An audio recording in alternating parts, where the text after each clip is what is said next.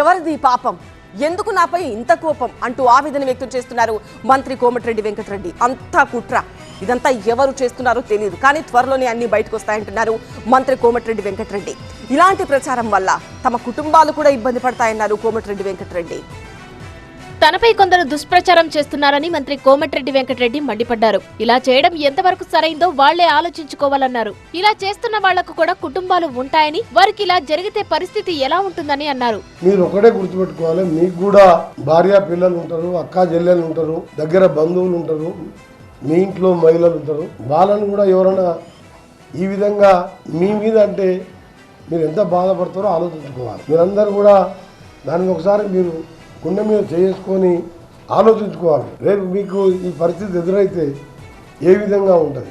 ఈ వ్యవహారం అంతా చూస్తుంటే ఓ కుట్రలా కనిపిస్తోందన్నారు మంత్రి కోమటిరెడ్డి. ప్రభుత్వాన్ని అప్రతిష్టపాలు చేసేందుకే ఇలా చేస్తున్నట్టు అనిపిస్తోందని ఆరోపించారు. దీని వెనుక ఉన్నది ఎవరనే విషయం ఓ 20 రోజుల్లో తేలిపోతుందన్నారు. అంటే అలాంటి వ్యక్తి నల్గొండలో కిరాయింట్లో ఉంటూ R&B గెస్ట్ హౌస్లో ఉంటూ ఎవరు వచ్చినా మా ఇంటికాడ కాలు చేతులతో పోడు.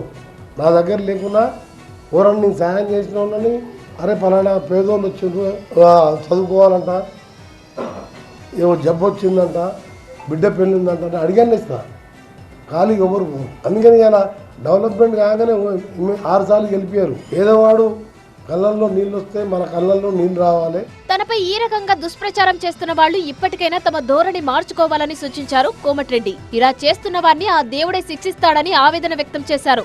నాలాంటి వారిని కూడా వేధించి నన్ను అవమానపరిచి మా ఇంట్లో ఇబ్బంది పెట్టి ఇక్కడ మహిళా ఆఫీసర్లు ఇబ్బంది పెట్టి ఏం సాధిద్దాం అనుకుంటారు? ఇక దేవుడు ఉన్నాడు, దేవుడు చూసుకుంటాడు. ఇక నేను తప్పు చేస్తే నన్ను శిక్షిస్తాడు, మీరు తప్పు చేస్తే మిమ్మల్ని శిక్షిస్తాడు.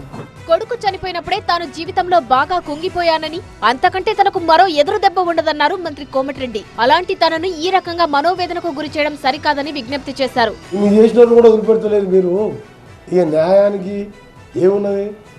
అందుకనిగా దేవుడే తప్పు చేసినా శిక్షించామని దేవుని ప్రార్థిస్తున్నాం అంతే. ఎందుకంటే ఇంతకంటే ఎక్కువ ఏం లేదు. మనము ఇంతకంటే ఎక్కువ మనిషిని చంపాలని ఇటువంటి దాంతో చంపొచ్చు. నాకు ఆల్రెడీ ఒకటి అయింది. మీరు ఎంత చేసి ఇప్పుడు ఏమైంది?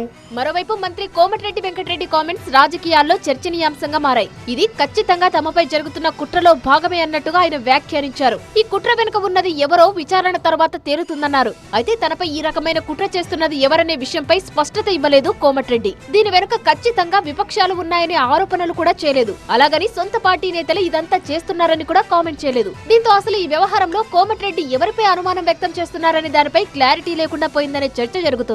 మరి కోమటిరెడ్డి ఆరోపణలపై ప్రభుత్వం సీరియస్ గా విచారణ జరిపి చర్యలు తీసుకుంటుందా లేదా అన్నది చూడాలి.